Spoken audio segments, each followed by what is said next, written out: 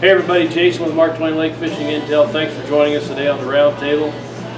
I got Kenny Wilkinson from Wilkie's Crappie Guide Service with me today. It's just going to be him and I. And I want to first thank the Junction Restaurant for hosting our round tables. We had a great lunch today. I had the Cajun ribeye. I think you did too. That was a special. Yeah, it was delicious. It was awesome. Yeah, it was awesome. So don't forget to check out their daily specials throughout the week. And tomorrow on Friday, they got a steak special every Friday. It's like a 8-ounce Kansas City strip, 2 sides, and an iced tea for 12 bucks. So if you're looking for a good steak dinner for lunchtime, check out the Junction Restaurant. Always very good too. Really good, really good. So, this video is also powered by 154 Marine in Perry, Missouri. Your go-to Manitou pontoon, Excel aluminum boat, and Skeeter bass boat dealer. So check them out, 154marine.com, or on Facebook, or check them out at 154 Marine out west of Perry on 154 highway. So anyway, today we're just going to kind of get into a few things. Here we are, middle of December. We're going to talk some November and December crappie fishing. We're going to get into the shoreline restoration project that we're going to eventually have, I believe, hopefully sometime in January. And Kenny talked to the conservation department about the fish survey. Yeah, the fall fish survey for Mark Twain Lake. Mark Twain Lake. So we're going to get into that today. So sit back, get your favorite beverage, and hope you enjoy the little show we're going to have for you today. So let's just get into the trips. I know you've had a few trips lately, and they kind of slowed down. Trips have slowed down, business slowed down. The fishing it's been yo-yoing, Jason. One day you go out and you just knock the fire out of them. The next day you got to work real hard for them. The fish are there. It's just one day they're biting, the next day they're not. There's no real rhyme or reason for it. They're schooled up like they should be. It's just one day they'll eat, and the next day they won't. Sunlight's a big key, and we ain't been getting a lot of sunlight. Any days that it's sunny is definitely a better day than a cloudy day. As I've talked before in the past, this time of year, fall, winter time pattern, all it takes sometimes is 1 degree change in surface temperature to just turn them fish on. So on sunny days, you know, you might get 2 or 3 degrees warmer by the afternoon, you know, and sometimes that's all it takes, just to kind of strike that feeding frenzy and get them a little more aggressive. So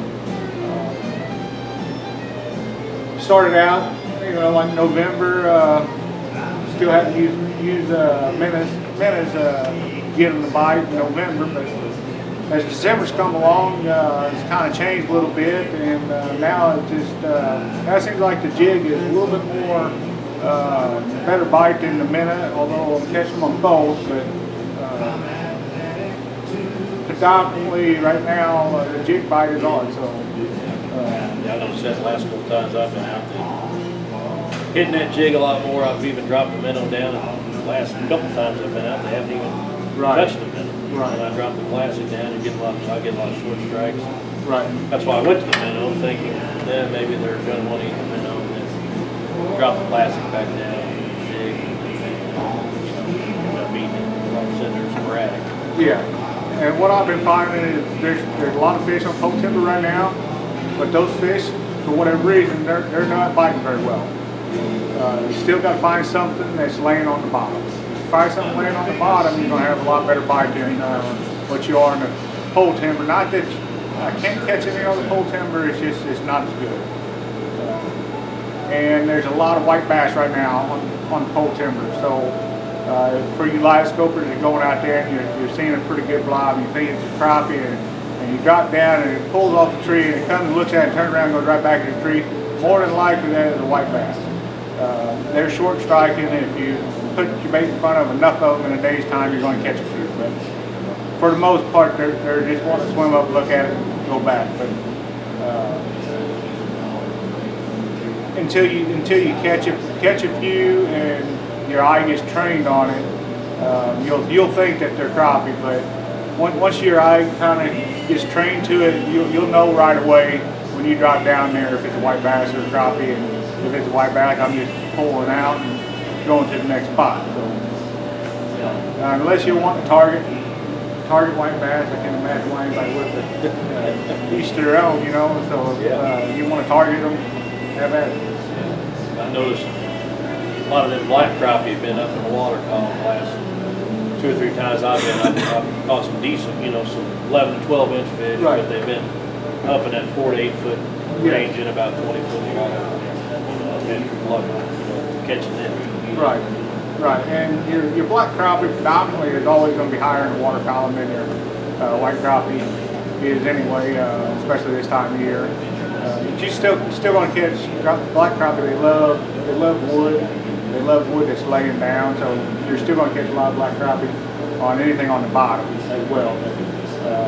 You can just about bet if it's in that top 4 to 6 feet of water column there or the surface, you can just about bet it's going to be a black crappie. It's that time of year where they ought to start feeding up. Right. It's been a really for the whole year in general. Really, it's just been a real yo-yo year. Obviously, you know, had a good 6 weeks or so in the spring. Had a good 6 weeks or so there late summer, early fall. But summer and the rest of fall and winter has been kind of real yo-yo-ish for this lake. So, but there's still good fish out there. Still fish to be caught. Weather's going to be kind of crappy for a few days, but there's still going to be days where it's going to be above freezing, and if as long as it's above freezing, man, the lake's not frozen, we fish. So exactly. Anybody wants to come up and go fishing, if it's above freezing, it's a good time to be on the water. And I'll put his number here on the video here, and all of his information is on the Mark Twain Lake Fishing Intel website as well under the guide. So looking to book a trip this winter, if the lake's not froze, give Kenny a call, book his crappie guide service, and he'll get you taken care of. So I guess let's get into, you talked to the Missouri Department of Conservation, was it last week? Yeah, Jason. Fish study here at Mark Twain Lake. So last week I stopped in at the Hannibal office and talked to one of the fish biologists down there about the fall survey they do every year. Unfortunately, it's not really good news. All the numbers haven't been processed yet, but as I talked to them, what it's looking like is it's looking like about half as good as what it was last fall. So there's going to be less number of 9-inch plus fish this spring, but there's still plenty of them. One of the big keys is I talked to them about length limit and different options.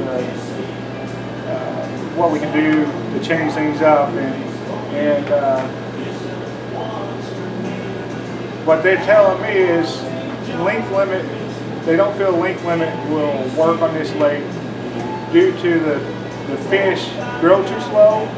So a 9-inch fish is too old of a fish for that length limit to work, basically. So. There varies, you know, some years they grow faster than other years, you know, but as a rule, they're too old of a fish for that 9-inch length limit to work, is what they claim. Also, they said that it's like 60% mortality rate for a crappie on this lake, for a fish on this lake. So what that means is they said 30% is being taken by English. That's a pretty small number. But there's 60% that are either dying of old age, or one of the big problems is they're getting sucked through the dam. And I think that they're kind of discovering that might be the biggest problem. Right. But so 60% every year of the population is getting whacked every year due to either natural causes dying, getting sucked through the dam, or I'm guessing being eaten by other predator fish, you know, kind of thing. Only 30%, they claim that only 30% is actually being taken by fishermen. So with that being said, if the numbers are right, us fishermen, we're not the problem. So hopefully in time, they're going to get something figured out and get this maybe a little bit more of a balanced ratio.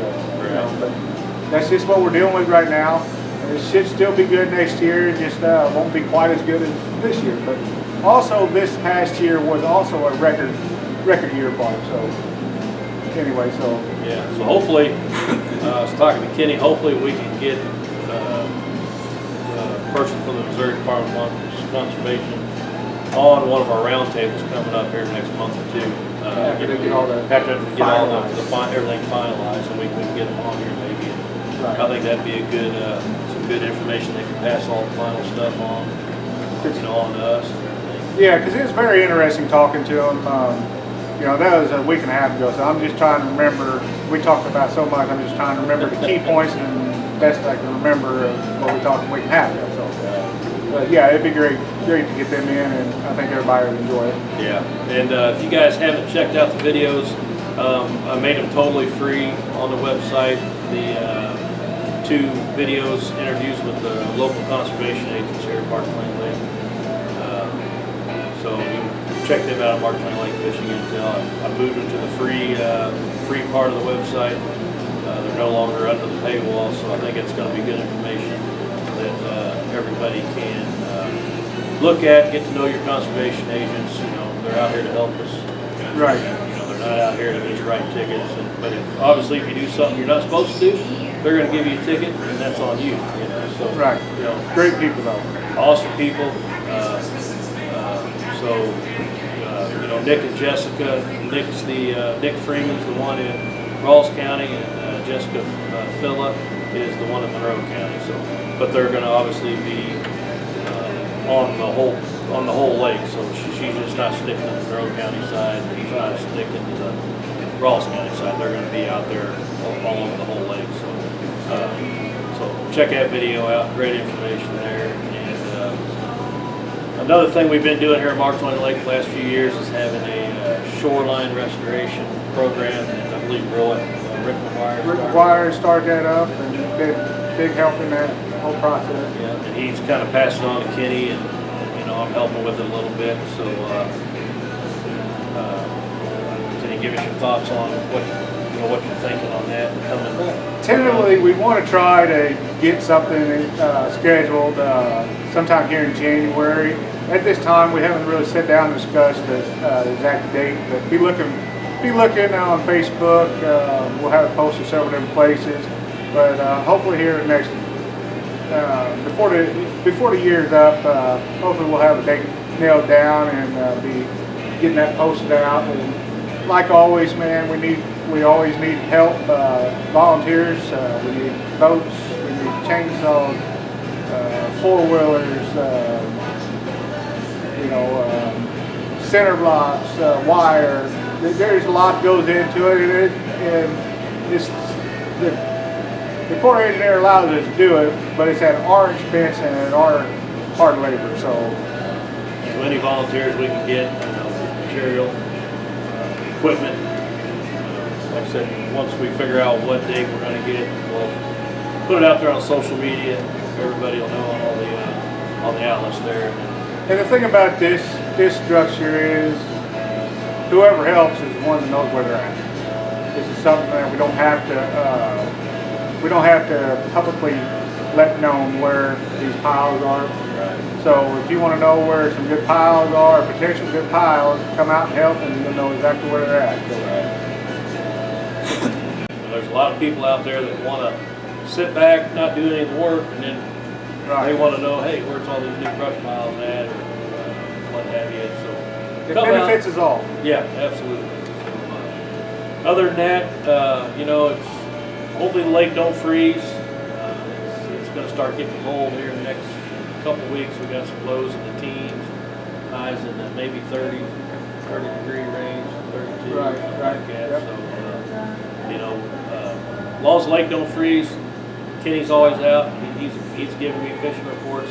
I'm out getting daily fishing reports. I've got a couple other guys on the intel staff that's getting a lot of information out there to me when they can.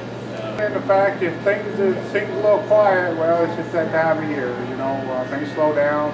We still fish when we can, but it does slow down. So, you know, if you go a day or two and don't get a report, well, that's probably because nobody went out. You know, so be understanding that, you know, this is dog days of winter, and